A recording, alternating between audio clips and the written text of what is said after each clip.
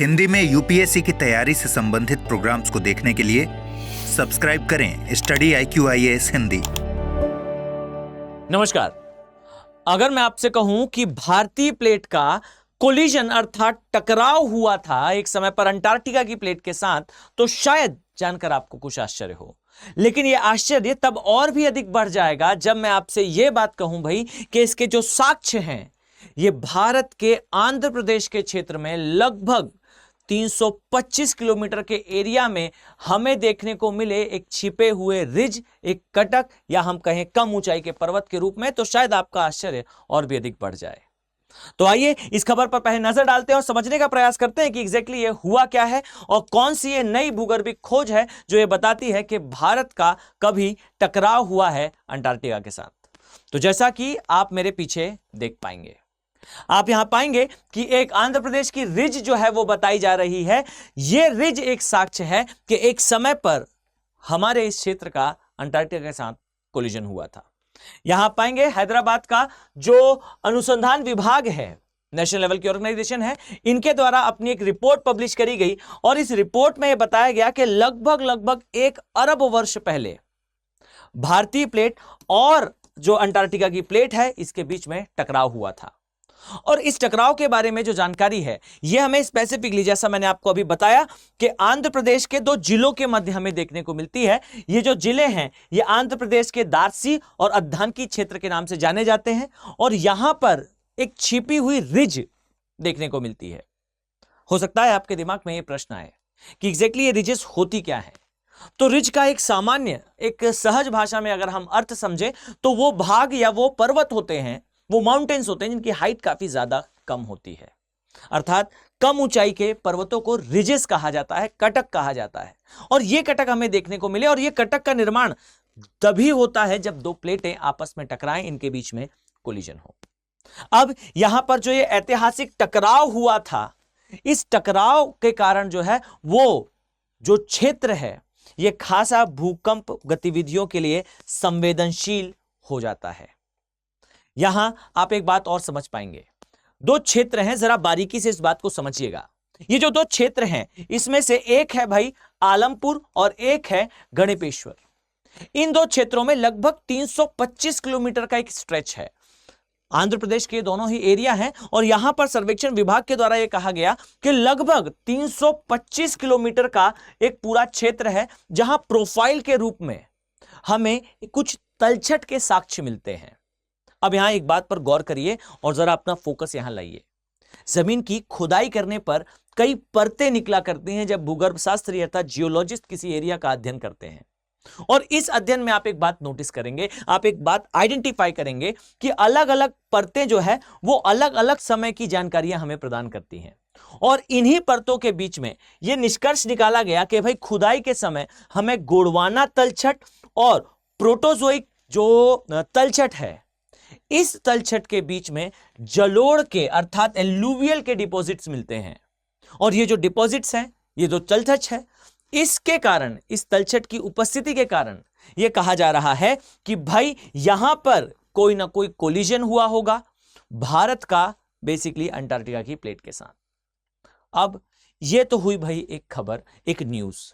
अब यहां पर प्रश्न यह आता है कि ये सारी चीजें संभव कैसे हैं, यह हो कैसे सकता है कि वो एरिया जो खासा गर्म है, मैं बात कर रहा हूं प्रायद्वीपीय भारत की, पेनिनसुलर इंडिया की, आंध्र प्रदेश की, हमारे भारत की, ये एरिया का कोलिजन अर्थात टकराव उस क्षेत्र के साथ कैसे संभव है जो क्षेत्र आज के समय आपको देखने को मिलता है परमाफ्रॉस्ट का एरिया, अर्थात वो प्लेस जहां आपको साल भर बर्फ जमी हुई दिखती है। ये कोलिजन संभव कैसे है? तो आइए जरा इस पर भी कुछ प्रकाश डालते हैं और आपको समझाने का प्रयास करते हैं कि एग्जैक्टली संभव कैसे है। पीछे दी हुई इस इमेज को जरा इत्मीनान से, जरा ध्यान से देखिए। आप पाएंगे कि यह इमेज इवोल्यूशन को दर्शाती है, उस विकास को दर्शाती है, उस यात्रा को दर्शाती है बेसिकली जो हमारे महाद्वीपों ने तय की है। काफी फेमस थ्योरी है और मैं ये मानकर चलता हूं कि आपने इस थ्योरी के बारे में, इस सिद्धांत के बारे में अपनी यूपीएससी की जर्नी में जरूर सुना होगा, जरूर पढ़ा होगा, जरूर जाना होगा। इस थ्योरी को कहा जाता है अल्फ्रेड वैगनर के द्वारा प्रपोज कॉन्टिनेंटल ड्रिफ्ट थ्योरी, या मैं कहूं महाद्वीपीय विस्थापन का सिद्धांत। यह सिद्धांत ये कहता है भाई कि जितने भी महाद्वीप आज आपको दिख रहे हैं, ध्यान से समझिएगा इत्मीनान के साथ, जितने महाद्वीप आज आपको दिखाई दे रहे हैं वो सारे महाद्वीप एक समय पर एक ही स्थान पर कॉन्सेंट्रेटेड थे। और ये जो सुपर कॉन्टिनेंट था, अर्थात उत्तरी अमेरिका, दक्षिण अमेरिका, नॉर्थ, साउथ और इवन अफ्रीका, यूरेशिया या मैं कहूं यूरोप और एशिया, ऑस्ट्रेलिया, ये सारे ही महाद्वीप पहले एक ही स्थान पर थे। और डियर, इस मेगा कॉन्टिनेंट, इस सुपर कॉन्टिनेंट का नाम रखा गया था वैगनर के द्वारा पेंजिया। और यही जो पेंजिया था, इस पेंजिया में आने वाले समय में सेपरेशन हुआ, विभाजन हुआ और एक कालखंड आता है भाई, जिसका नाम है कार्बोनिफेरस काल। और इस काल में ये काल जो विशालकाय हमारा पिंड है, अर्थात हमारा जो सुपर कॉन्टिनेंट है, ये दो भाग में विभाजित होता है। और इसी विभाजन के परिणाम स्वरूप ऊपर वाला एरिया लॉरेशिया बनता है और नीचे वाला एरिया गोंडवाना बनता है। और यहां ध्यान से देखिए, यही गोंडवाना फिर समय के साथ जो है इसमें फर्दर सेपरेशन होता है, ये पुनः विभाजित होता है। और इसी विभाजन के परिणाम स्वरूप नॉर्थ अमेरिका टूटता है, साउथ अमेरिका टूटता है, अफ्रीका टूटता है, इंडिया टूटता है और अंटार्कटिका टूटता है। अर्थात जितने भी महाद्वीप आज आपको दिखाई दे रहे हैं, ये वास्तविकता में पहले एक ही सुपर कॉन्टिनेंट का हिस्सा थे। और इसी सुपर कॉन्टिनेंट के एक पार्ट को हम लॉरेशिया कहते हैं और दूसरे पार्ट को हम गोंडवाना के नाम से जानते हैं। और डियर, यहीं पर कहानी में एक ट्विस्ट है, यहीं पर कहानी में एक मोड़ है और यही वो बिंदु है जहां से हमें पता चलता है कि एग्जैक्टली भाई हमारा इंडिया और अंटार्कटिका किस समय पर टकराए थे, जिसके कारण उन रिजेस का निर्माण हुआ जो आज आंध्र प्रदेश की जमीन के नीचे हमें देखने को मिलती है। यहां ध्यान दीजिए, ये जो एरिया आप देख रहे हैं ये गोंडवाना का हिस्सा है, ये गोंडवाना लैंड कहा जाता है। और इसमें आपको अफ्रीका दिखाई देगा, इसमें आपको साउथ अमेरिका दिखाई देगा, यहां आपको अंटार्कटिका, ऑस्ट्रेलिया और इंडिया देखने को मिलेंगे। ये सारे ही प्लेसेस एक ही स्थान पर थे। और शॉकिंग बात तो यह है कि यह स्थान पूरी तरह से दक्षिणी गोलार्ध के निचले भाग में था।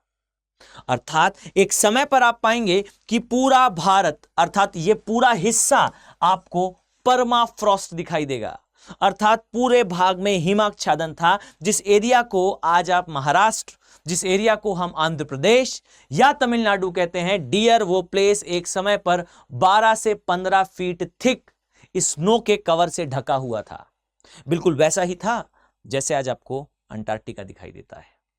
यह पूरा भाग ठंडा था और उसी समय की यह घटना है जब भारत और अंटार्कटिका के बीच में एक कोलिजन हुआ था, एक टकराव हुआ था। और इस टकराव का यह परिणाम था कि भाई हमारे ये जो हिस्सा हमें दिखाई दे रहा है प्रायद्वीपीय भारत का, इस हिस्से का एक जो टकराव है वो परिणाम के रूप में यहां पर रिज के रूप में हमें दिखाई देता है, तलछट की परतों के बीच में जलोढ़ के निक्षेप के रूप में दिखाई देता है।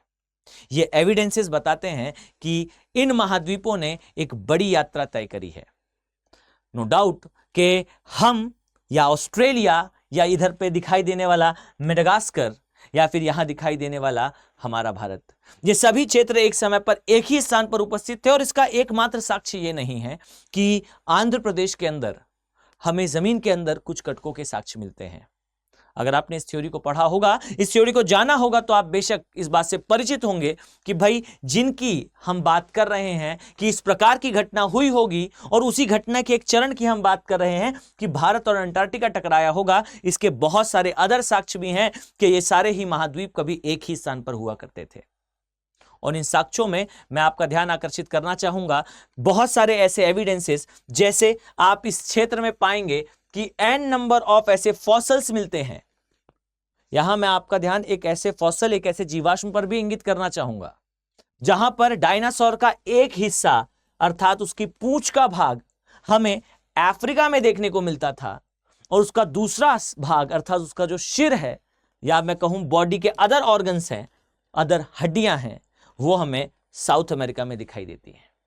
अर्थात यहां कहीं पर उस जीव की मृत्यु हुई होगी और समय के साथ ये स्थान जो है विस्थापित हुए होंगे। आप सोच कर देखिए कि ये जो विभाजन है कितने बड़े स्तर पर हुआ। चाहे मैं टीलाइट और प्लेसर के साक्ष्य लूं, ऐसे एविडेंसेस जहां यह पता चलता है कि कुछ चट्टानों के नीचे सोना होता है और ऊपर जो चट्टान है वो उपस्थित होती है। हर जगह ये कपल के रूप में पाए जाते हैं और आप पाएंगे कि एक साइड पर आपको वो चट्टानें मिलेंगी जिसके नीचे सोना होता है और एक तरफ आपको वो चट्टानें मिलेंगी जहां पर सोना है। एक्चुअली में मैं गोल्ड की बात कर रहा हूं और ये निक्षेप आपको यहां देखने को मिलेंगे। ऐसे ही एन नंबर ऑफ उदाहरण हैं भारत में एशियाटिक लायन का होना। यह दर्शाता है कि लायन केवल और केवल अफ्रीका में रहता है, फिर कैसे संभव है कि यह जीव भारत में भी पाया जाए। इसी प्रकार से ऐसे बहुत सारे अदर उदाहरण भी हैं जो ये बताते हैं कि वास्तविकता में इस थ्योरी में, इस कथन में एक वेटेज है दैट यस, ये सारे ही कॉन्टिनेंट्स एक समय पर एक ही स्थान पर थे। डायनासोर की उपस्थिति, जीवाश्मों की उपस्थिति, कोयले की उपस्थिति, जीवों की उपस्थिति और भारत की अफ्रीका के साथ तटरेखा का एकदम समान होना, ये सारे ही साक्ष्य ये बताते हैं कि ये महाद्वीप पहले एक ही स्थान पर एकत्रित थे और समय के साथ डियर इनमें जो है वो सेपरेशन हुआ है और ये भाग अपने दूसरे क्षेत्रों से अलग हुए हैं। और इसी अलग होने की क्रिया में एक चरण ऐसा आया जहां आप पाएंगे कि अंटार्कटिका भारत से टकराया था। नो डाउट कि ये स्टेटमेंट, ये जर्नी और ये एविडेंसेस इस थ्योरी को और भी ज्यादा स्ट्रेंथन करने वाले हैं और भी ज्यादा स्ट्रॉन्ग करने वाले हैं। आई थिंक आपके लिए इंफॉर्मेशन इंफॉर्मेटिव रही होगी, इंपॉर्टेंट रही होगी आपके एग्जाम पॉइंट ऑफ व्यू से। अब ध्यान दीजिए कि अगर आप स्टडी आईक्यू के साथ अपने आईएएस एग्जाम की जर्नी को इसी प्रकार से रोचक तरीके से तय करना चाहते हैं तो आपके पास एक गोल्डन अपॉर्चुनिटी है हमारे प्रतिज्ञा बैचेस में ज्वाइन होने की। मैं स्पष्ट कर दूं, ये बैचेस एब्सोल्युटली फ्री हैं, लेकिन सिर्फ और सिर्फ सीरियस आईएएस एस्पिरेंट्स के लिए। अर्थात वो एस्पिरेंट्स जो ये चाहते हैं कि अपने प्रथम प्रयास में एग्जाम को क्वालिफाई करें, अपने एफर्ट से एग्जाम क्वालिफाई करें, तो याद रखिए कि इन बैचेस में आप एनरोल हो सकते हैं ये कॉस्ट के बिना भी।